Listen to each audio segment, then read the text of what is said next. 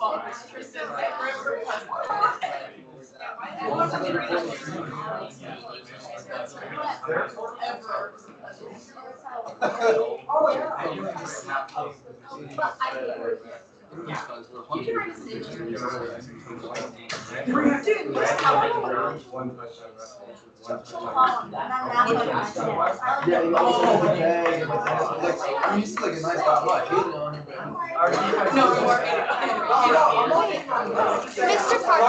Mr. Larson about it, but I didn't get a chance. Oh, I'm sorry about that.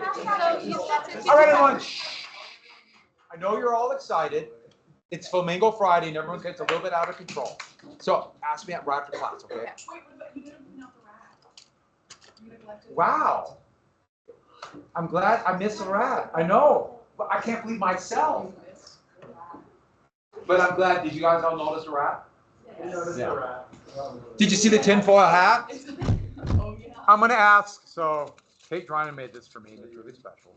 I think that's Kate's, isn't it? Or is this yours? And so she said she'll make one for the rat specifically. So with the rat, we'll have a little tinfoil cap. Won't that be special? The rat is squishy. I thought it was going to be like hard. Rats are flexible. All right, let's get back to that. Did we get to this? Yes. All right, we got the money supply. We got this? Yep. All right. So we get the whole point. The government is incredibly weak. No one knew the money supply. That means a bad economy. Oh, I have not typed in the grade yet. I just thought about that. Because I'm giving you the opportunity to remember on Monday to redo 2. So you win a couple additional extra points. So I'll type it in then Monday after school. I'll type in the grades. That's my plan. Do you need our test back, or do you have it like? But what I will need though is you have to turn in. Yeah, you have to turn that. So then I can just see what you got, and then. Can we look at this while writing our new, like the ID No. tapes? Oh, we can't. You just got to turn it. You got to come in like a test. You have to just Okay. your sheet of paper. You can have line paper. Again. You're welcome. Yeah, I know it's almost too much. And so we got the whole thing about remember the weak form of government, no army. Oh, what 2 states had a trade war that led to literally shooting here? New York and Connecticut. Yes, New York and Connecticut. I'm not putting anything. What was the issue? What was this product they were selling? Shoes. Yeah, shoes. And it's amazing how this tiny little economic issue, microeconomic, could turn into a shooting war. Hey, I wonder if that's going to happen. Do we get to debt? No. And so the thing is, there's snowballing debt. Snowballing debt on top of debt. And in bad economic times, debt can become crushing because you're not making enough money to pay it back, and I think you can see where that's going. Good economic times, it's like, hey, borrow money, who cares? We're all getting rich. But the big thing is, if you have debt and you don't know the future, it becomes crushing. Debt on its own is not very bad. It's the uncertainty of the future that makes debt bad. So, depression. A bad economic depression is still pre-capitalism, so no place is capitalistic yet. Yes, there's markets, but it's not capitalism. And there's no demand. No one's buying anything. Whether it be investing and buying in chip making, or just simply they're holding their money back. Or if they don't have money. If you don't have money, you tend not to buy things. But Revolutionary War vets were really suffering. They were promised money and payment, but what they got is bonds. And no one, remember, trusts those bonds. And just imagine you had a bond. I'm just going to throw a number out. So, got it in 1776. So it's 20 years later, you get $100. Remember that? So basically, the government is saying, you're loaning us your service in the military, and we'll pay it back in 1776 of $100. I'm just throwing a number out. So don't forget it. $100 in would have been a significant amount of money. If you're sitting there in 1786 and it's still 10 years away, do you think the Continental Congress will pay back that bond? Will they be even around in 10 years to give you back your $100? You're sitting with this piece of paper that says you get $100 in 1796, and you need money today. What can you do with that bond? And you're desperate.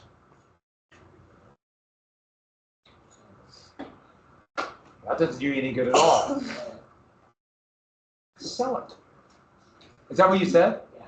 Okay, yeah, you can sell it.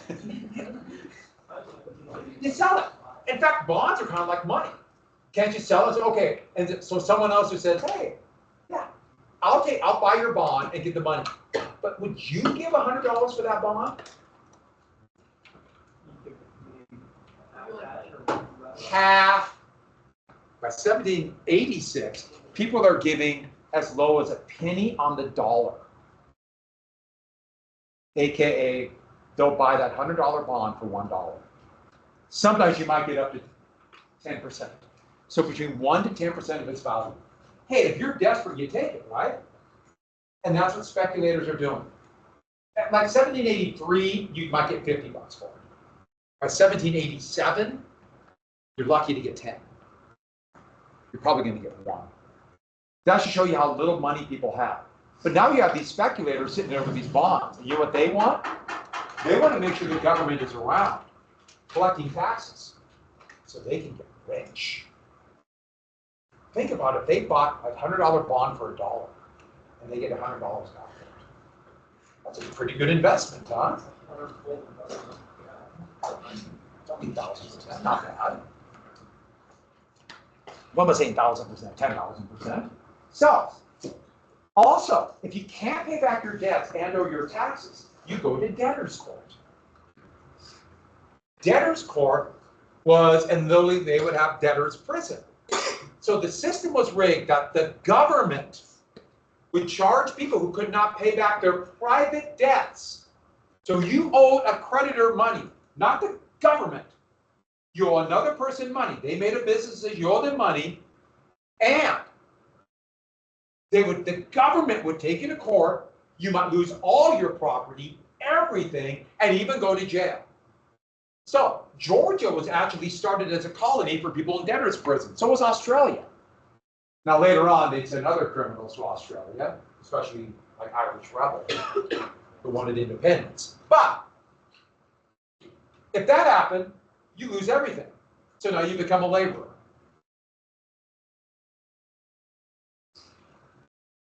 Gee, I wonder how the wealthy would benefit from this. The creditors. Think about it for a second. Imagine a situation where the law is such you could make a business decision. I could loan Tristan money. It's a business. That's a business. We're in business. That's business. We write a contract, boom. He said you'll pay it back. And I know you can't pay it back. Just go with it. I know you would. But I still make the loan with plus interest. You don't pay it back. I made what's called a bad business decision. I screwed up, didn't I? Hey, that was business, right? I'm in the marketplace, I made a bad decision. But no, I know I made a bad decision. I charge you really high interest, you pay me some back, and then I have the government come in, arrest you, take everything you have, and send you to jail. Who writes the laws? Do you see the situation? And you want to know why people were mad? That's what we call a rigged system. So why wouldn't I make loans to anybody else? You think about it for a second. Why wouldn't I make loans to anybody else? If they have money or not. I mean, I know Jane would never pay me back. I could charge her 50% interest, compounded continuously. And you need money, so you give me the loan. I know I could steal all your property, right? But I'd still make you the loan because I know the government will back me up.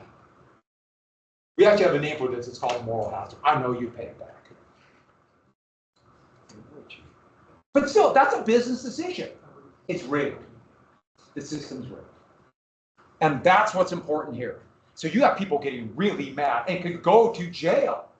And therefore, that's the important thing. You can always tell who runs government by laws like this. You can tell who's in charge.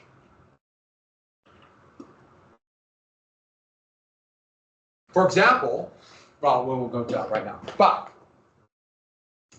when people are going to prison, desperate people have to make scary, horrible loans because they feel like in a corner, they're trapped.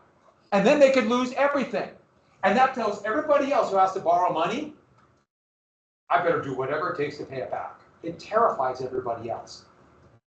So don't think about it as, hey, you're in jail, you can't pay back your debt. No, everybody else is terrified, and they will make all kinds of sacrifices, give up everything, or become cheap laborers.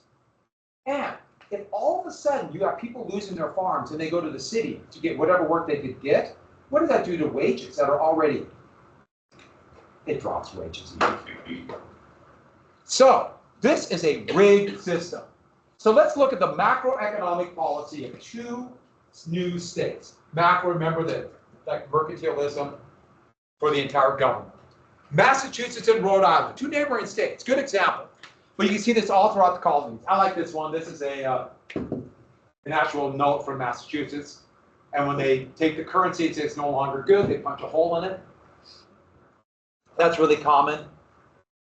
If you see a piece of currency that still is intact, like the US dollar from, let's say, 1875, you can still use it as a dollar. Unless it has the hole punched in it. What do they do with old money today? Has anyone been to the Federal Reserve, the branch of the Federal Reserve Bank here in Helena? Has anyone been there? They shred all the old money. So you get a little bag of shredded money if you go there. One of the business classes always goes on a field trip there, and they all come back with little bags of shredded money. I want some shredded money. You want some? Go on a field trip. So, they limited the currency in Massachusetts. They printed more currency. Next, they called it a land tax.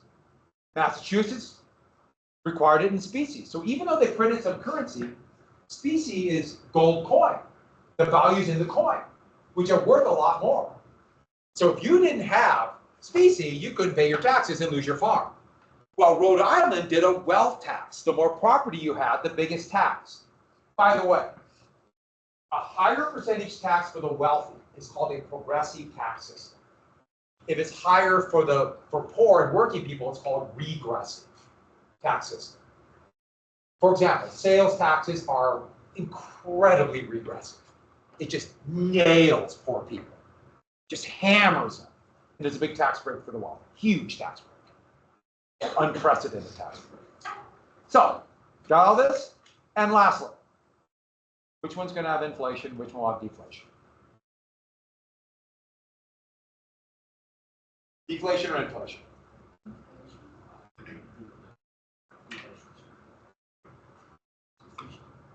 Inflation. So this is economic program. This is policy by the state government. So this is politics. This is done to this day to decide deflation or inflation. It is really important, and that's politics. And once again, that gets to my oft-repeated statement.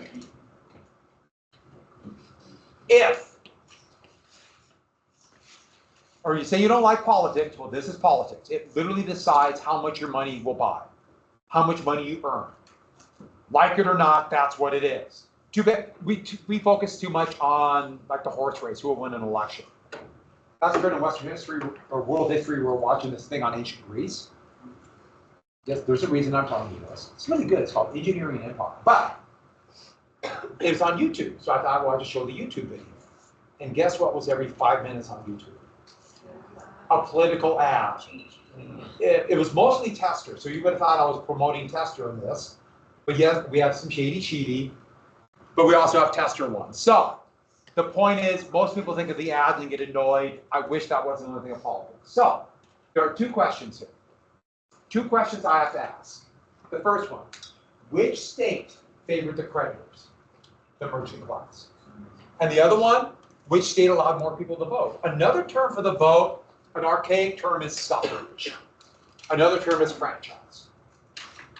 For terms for the vote. If you expand the franchise, it means more people voting. You expand suffrage. Or for example, in especially the way that the English language was in the 19th century, started in Britain. Women who demanded the right to vote in Britain were called suffragettes. So let's get back to this. Which state favored creditors? Let's have a vote. We'll raise hands. Did Massachusetts favor the creditors? Raise your hand. Did Rhode Island favor the creditors? Raise your hand. Next point. Who's scared to vote? Raise your hand. So it looked about half of you weren't voting.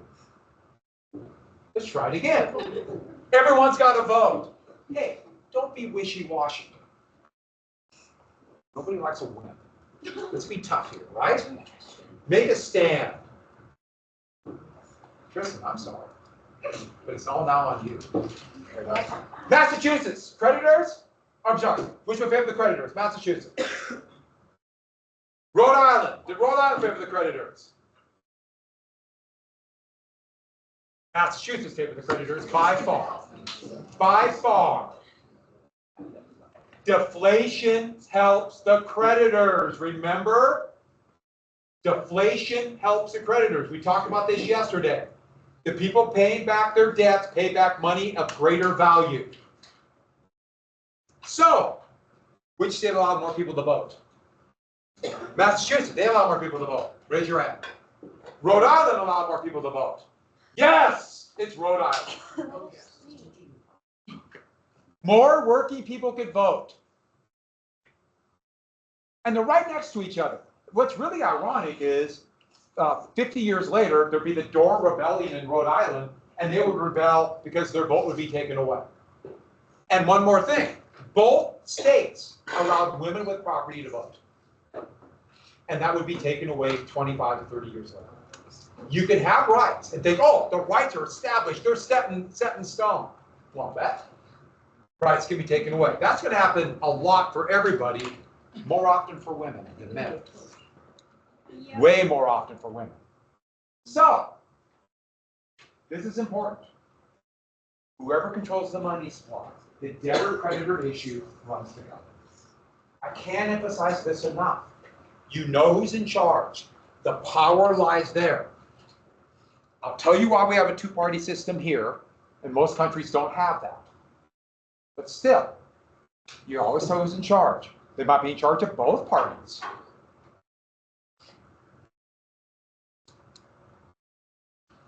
Who's ever in charge. This is really important. So, this is going to lead directly, this issue, to the second rebellion we have to know. We have to know Bacon's, right? And now, oh, almost forgot, I jumped the gun. Here's another question for you. I'm going to introduce 4 terms for you. Conservative, liberal, right or left. And when I'm talking about this, I'm talking about economics. And I'm talking about the United States. Because, like in Germany, liberal means something a little different. So we just got to know the United States. But here's the point for the United States. These terms are misused all the time. All the time. But conservative economics and liberal economics, or right or left, we have to know. So conservative economics, let me ask you this. Knowing what you know now, before I tell you anything, is Massachusetts the conservative one, or is Rhode Island the conservative one? Hey, let's raise our hand again. Let's see what we know. Don't be wimps. Is this conservative, Massachusetts? Raise your hand. Is Rhode Island conservative? Okay, this is the definition of conservative. And this is conservative economics today. With the idea being the wealthy are the ones who know how to create wealth, so we should funnel money to the wealthy. Have a system that they will have more wealth because they know how to create wealth. And then it will trickle down to everybody else. And so today's economic system, you can see elements here, and it comes from the money supply. And there are people that kind of mix of both. So that's more liberal, with the idea being working people with more wealth, more security, not worrying about debt. In this case, debtor's prison. They, if they have more wealth and secure wealth, they'll buy more goods. That will create more demand, which will encourage supply. More companies will produce. We will get to that. When we get to the 1920s, this will be called trickle-down economics. And this will be called, it's named after a guy, Keynesian economics. We'll get to him, John Maynard Keynes. Yeah, we'll get to him. So, right means more conservative. Left means more liberal, economically. And people misuse these terms all the time. To give you an example, the most far right is fascist. The most far left is what?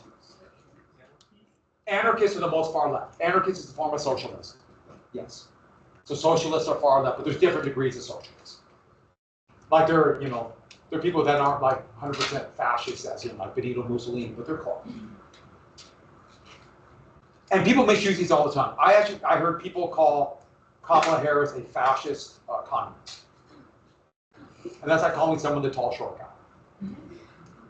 Because it's contradiction, they're mortal enemies. So people misuse these, and so I'm just warning you, they misuse them all the time. Or they go right to, they're a fascist, they're a communist. Do you even know what that means? All right. So is greater suffrage more conservative or liberal?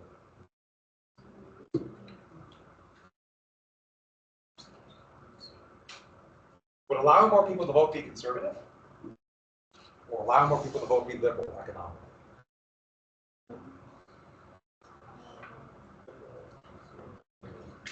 It's a question. It's really important. Who wants more people to vote? Conservatives or liberals?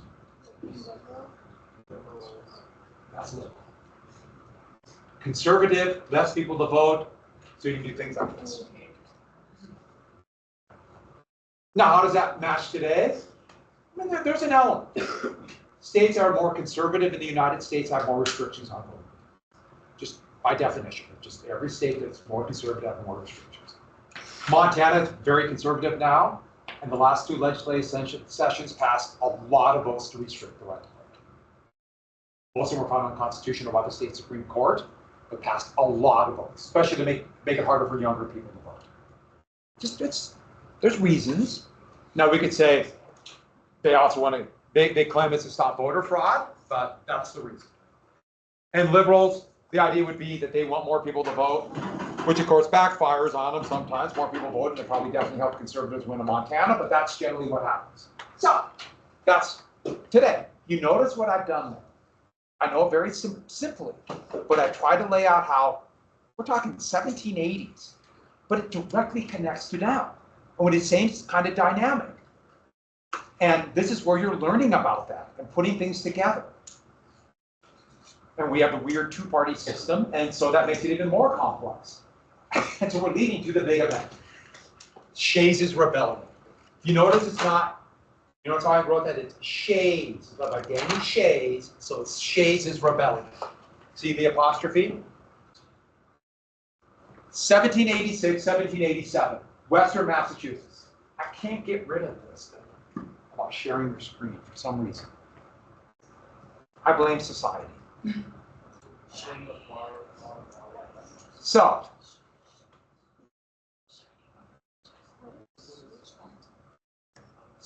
we had all these farmers in debt. Most of them were veterans. They were promised money. They didn't get it. They had the rotten land, terrible land.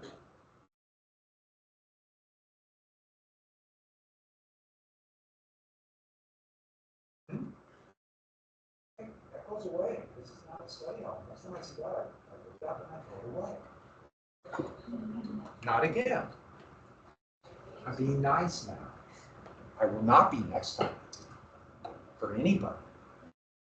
So, farmers are all in debt, and they're going to debtor's court. They're going to debtor's prison, and they're furious. Many of them are veterans. Daniel Shays was a veteran. He was an officer.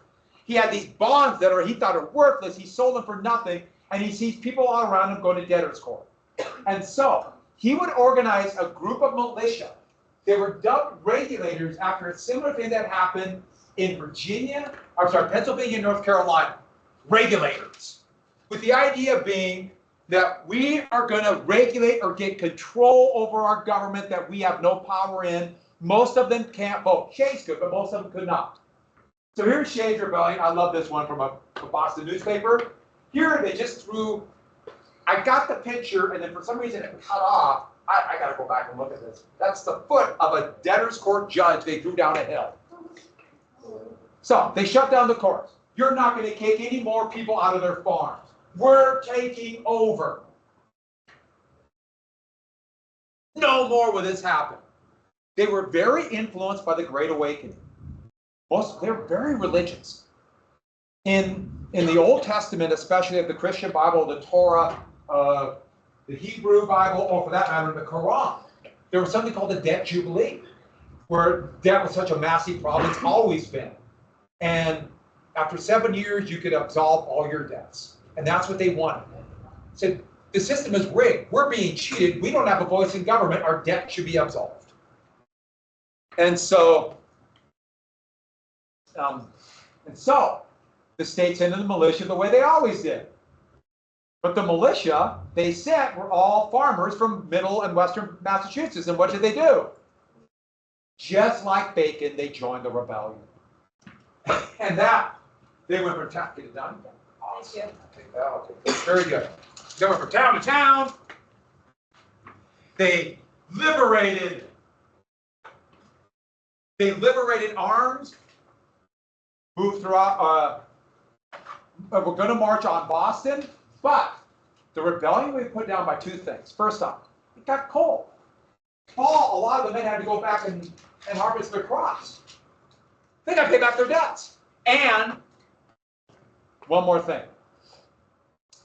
The merchants in Boston, all on the colonies, were freaking out. The wealthy went out and paid urban poor to be in a militia to put down the rural poor. This is like Bacon's rebellion. Remember how they kind of divided the lower class? Same thing here. The urban poor and the rural poor had different problems. And so they could basically say these bunch of farmers are trying to overthrow what little you have now. So using rural versus urban. That be used time after time to this day. Or we'll see it also using color of skin to do it. And Shays would be pardoned, but the rebellion would be put down. You can imagine what happened. The elite freaked out. This class rebellion might spread. And next time, they might not be able to divide people. They need something. The problem is, remember the central government? Not same for today. The national government has no way to put down the rebellion. They have no troops. They could do nothing. Today, whatever your point of view is, the federal government has power. A lot of power. They could put down a rebellion. This one, they couldn't put it down. Remember the articles? There's no army. There's no executive. And on that note, when are you going to come in for, you can make up two? Intervention. Very good. And since Alex did it late, don't worry, I'll talk to you about that. And it's about the same deal. All righty, everyone. Goodbye. Yeah. You said you took out too much, so what do you want me to do? I can change it. How about we do this? Let's do the makeup. I'll go back and change it and figure out who's ready. Are you going to redo this one? Then just redo it. And I'll give you the point. But if it wasn't for, like, -4, I would have done this one in the back. It was only -1. So 2, yeah. 2, 1, 3. Oh, wait.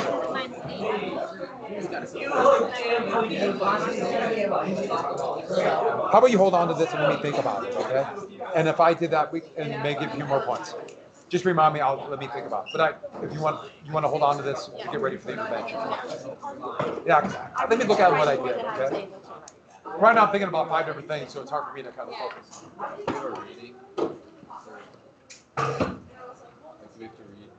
Yeah, I signed that. I signed that right after the test. Remember? I don't know if you did that. I put it on the board. 245 through 272. It's right up here. 245 to 272. Is there a lesson term? So we need to. Yeah, we're supposed to pick that up. Yeah, after you this. do that. You were using I'm gonna take a point off your score. Come over here. How was I? If you missed something you're not here, you can always come over here and find it. Yes, it actually really did.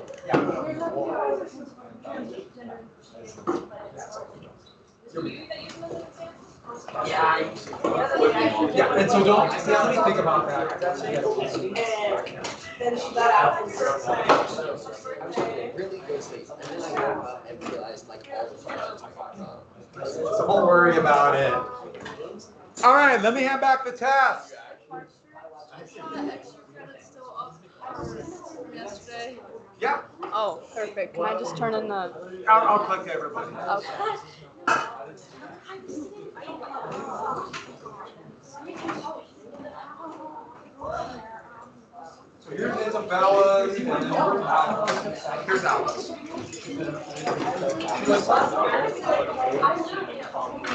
Is this fourth period? Yes, fourth period. You kept interrupting me. That was a lot. And then I had to get mad at somebody.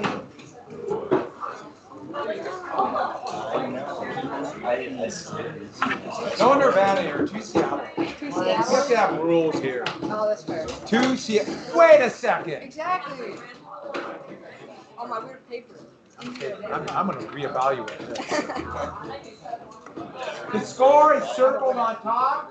For most of you, it's out of 100. For some of you, it's out of 200. Yes. For you, yours is out of 200.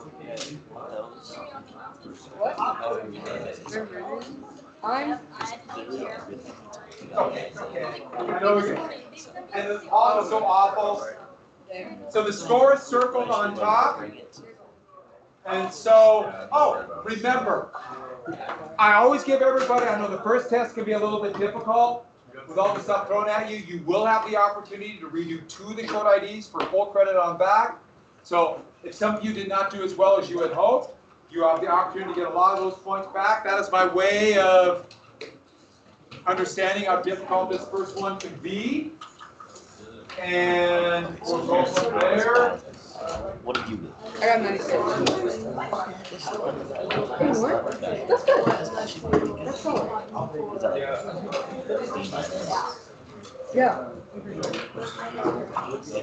And don't worry, if you did poorly or didn't do as well as you thought you should, I will give you that opportunity. I have a lot of A's and a lot of B's. Yeah, so you need a sheet of paper and you have to mark. I made sure to say last one's the nose. It's You could show them. The numbers right here. everything else is Do all that, do your, I'm not. Does that make sense? Oh, wait. What did you do?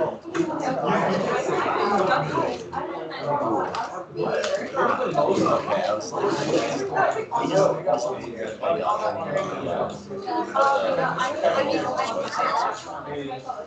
All right, I'll get there. I'm just gonna hand it out. 4 so this one, and then I was like, where's the other one? Slave coats, coats. Hey, I walk around and stand when I grade, I went. but I'm just warning you, my handwriting, which is already unique. What those best ones all? You get my drift That's so out? bad.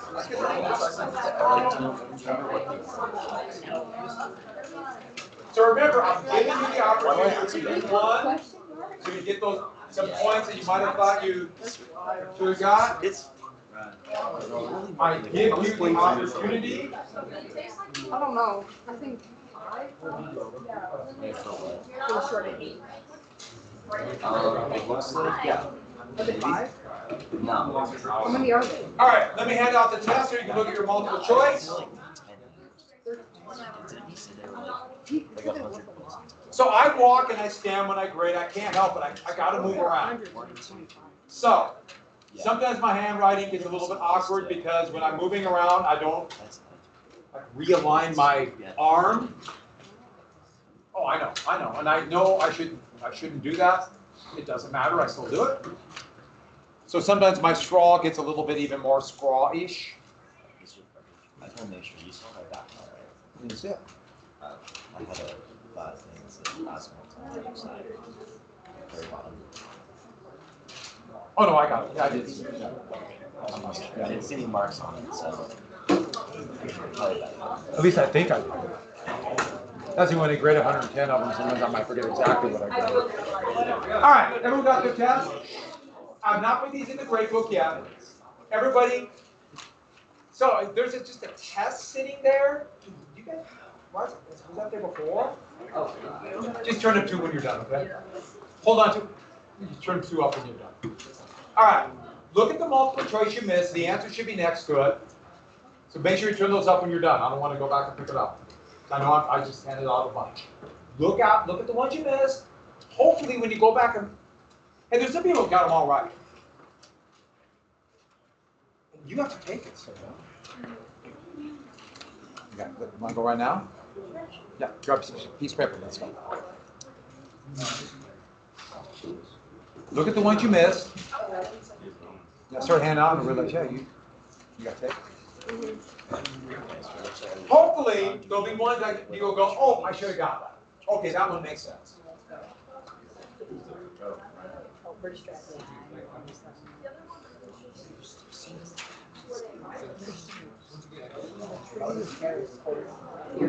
is the other one sheet?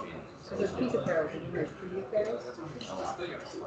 See, this is what I'm saying. Pretty arrows. You should give me a free sheet. Oh, There's so yeah. many, there's so many treaties. Oh, yeah. Yeah, all the job ones and stuff, I was pretty amazed about. Like, I missed that one. Because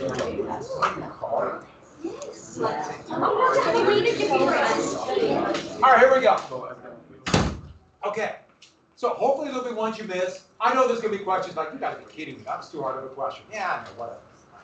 And you're gonna miss some.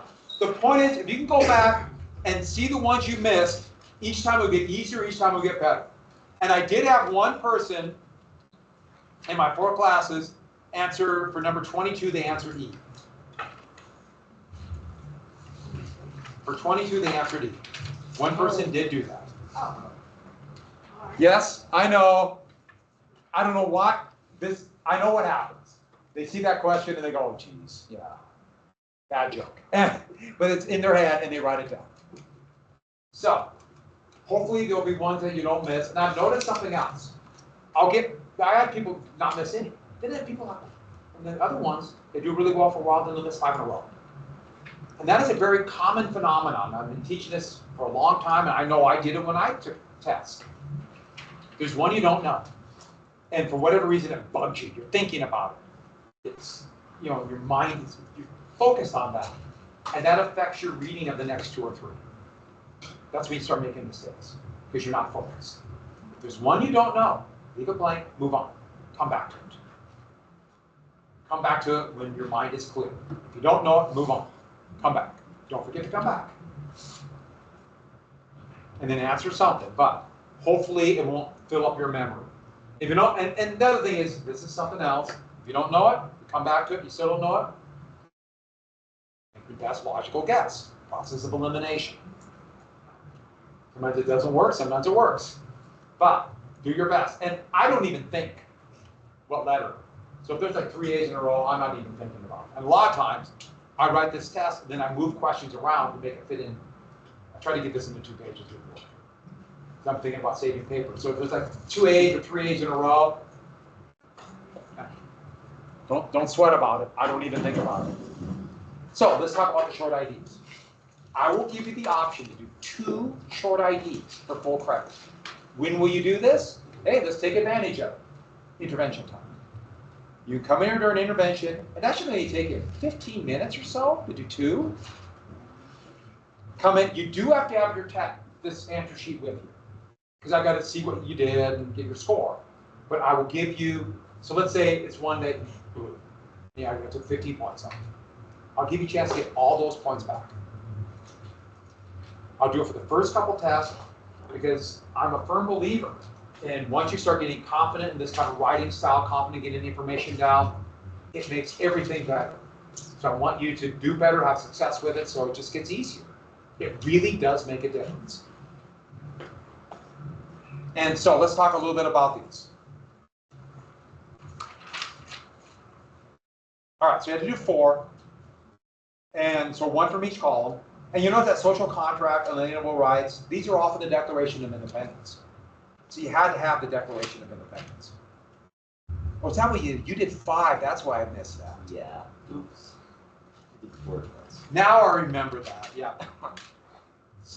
So, social contract, it's from Locke, but it's the Declaration of Independence, and it's basically governments are created to protect rights. If governments infringe on those rights, they can change those rights. And for example, that would be in the Declaration of Independence, they would list out all the grievances, like no taxation without representation, or no writs of assistance, or quartering troops, things like that, things that the British did. And then what would the result? it would be the British depriving of rights would be the justification for revolution. That's the social contract. That's summary, example, what it led to, the effect. Unalienable rights. You had to have Declaration of Independence. You might see DOI if you didn't have a Declaration of Independence. And we have certain unalienable rights. You have to have the rights. Life, liberty, pursuit of happiness. And I was glad some people talk about that. That's from John. It comes from John Locke. Life, liberty, and the pursuit of property. Life is independence. Liberty, freedom of conscience. Happiness goes as far as your abilities take us. That was great. Or they talked about how the British were depriving people of their rights. This was listed in the grievance. And that would be used, the British depriving of rights as Englishmen would be used as an excuse for revolution. So that's the kind of stuff you have to have. You can't have an unalienable rights would lead to the flowering of American society, as you can see in the 1960s. No, we're not to the 1960s. What happened in the 1770s, 1780s? Cause, remember, I went through that step by step. The Tea Act, the Tea Party, which led directly to the events that led to the siege of Boston and the British evacuating Boston, which led directly to the Olive Branch Petition and the King's Proclamation. Remember, say they're all traitors and we'll disavow them. And then also and then Lord Dunmore's proclamation saying that slaves would be freed if they fight for the British. Those would be the immediate causes of the Declaration. I went through those steps, so you had to have that to get full credit. People talk about the Stamp Act, they talked about the Coercive Act, they talked about Sons of Liberty. Great, but you need at least a couple of those. All right, Bacon's Rebellion, fornication laws, racism. Had to have the slave codes. They all led to the slave codes. Fornication laws were the most important of the slave codes. And the slave codes, that created this hierarchy of race and racism. That's where racism comes from. See that racism, an example, that would be the fornication laws, Bacon's Rebellion. Bacon's Rebellion, the example of all classes coming together, which led to the slave codes. That's what you had to have. Had to have something about slave codes, and that led to this hierarchy of race. Racism comes from economics, because the people trying to make money. I'm not saying it's not insidious, I'm not saying its tentacles can go everywhere, but it comes from people trying to make money off the backs of others and dividing so they can make money. That's where it comes from. If you didn't have class, if you didn't have, like I put down race or codes, got a lot more. Have to. For anyone to illustrate. Mercantilism needs some examples. And don't forget, to maximize exports and get gold, colonies provide raw materials, things like the Navigation Act, you can use the Sugar Act, you can use the Currency Act, you can use the Townshend Act. And what would that lead to? When the British ended salutary neglect, started to enforce the taxes, that led to revolution. Tea Party. And by the way, I'm going through these. If you don't want to take advantage of the option of 2, you don't have to, and I'll give you the grade you have. Sound good? So I'm giving you what's the word I'm looking for? It's confusing. Hints! So make sure you pay attention. All right, Tea Party, you have to mention the Tea Act. That's why I put down Act. The Tea Act, they give a monopoly of tea to the East India Company. A lot of people put down, they raised the tax on tea. That's exactly opposite of what happened, and that is completely and totally wrong. They cut the tax, but they gave a monopoly, and that was the key. And that led to the Tea Party, and I like when people gave examples talking about dresses mohawk, representing liberty, story about going out the ships, great examples. And that led to the Coercive Acts in the First Continental Conference. Southern Strategy, you're going down the south, past 5, people give that, and you notice I gave you hints on the multiple choice, but then you have to give examples. Like Francis Mary in the Swamp Hogs, or Kings Mountain, Cowpens. Guilford Courthouse is the best example. And it failed miserably, culminating with the Battle of Yorktown, the last battle of the war. Second Continental Congress, the de facto government of the war, came after Lexington and Concord. What examples, what did they do? All the transportation, pick Washington as leader of the army. They're the ones who declared independence. And so therefore there would be the government that would sign the Treaty of Paris and win the war. Lastly, the draft of the Declaration of Independence. Most of you got this. For the most part, if you did this one, remember the draft of the Declaration of Independence. We literally read a document in class called the draft of the Declaration of Independence. And that was Jefferson saying, trying to blame slavery, remember, on the king. And Franklin and Adams said, no way, and it wasn't included in the Declaration of Independence. And it showed a couple things. First off, they're worried about Southern colonies leaving the brand new United States. And also, they knew from day one that slavery might divide the country. So, you can pick any two. You can pick the ones you missed. You can pick other ones. Look at the ones you missed. But you can have two. When are you going to do it? If you're gone on Monday, you have to come talk to me. I'll give you the option. And there are a few of you that just totally missed one. It happens. Whatever. It happens. Hopefully you'll be less frequent down the road. So if you miss 15 or 20 points on a short ID, you get it right on that. That could dramatically change your grade. I mean, dramatically. And I'll just give you those points. We have two. Sound good? Just come in. Well, we'll figure out. We'll see. It won't take you that long. So if you got to do something else and then come down, that's, yeah. You have to redo the one that you missed. No. One or maybe any. No, but you have to give me this back. Yeah. But you can pick Any it. two. You can pick just any two. How much is each short ID worth? Each short ID was worth about 20 points. Actually 19. Mm-hmm. I gave people a little break if I took 4 off. Yeah. For the multiple choice, I hope when you went through them, you say, okay, that makes sense. There might be a few that's like, oh, that dirty graph, that's a terrible question. Hey, I know. You've all taken standardized tests. We know there's going to be some questions that are awful. Nobody. All right. So everybody, this is what I want you to do. Turn up this, the test that you keep around. Oh, let me do it. Let me ask you.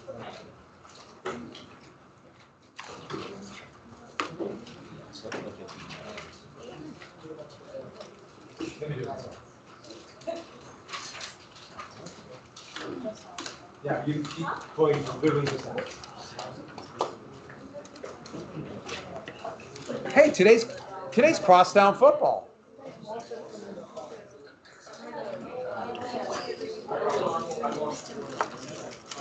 Go to any street.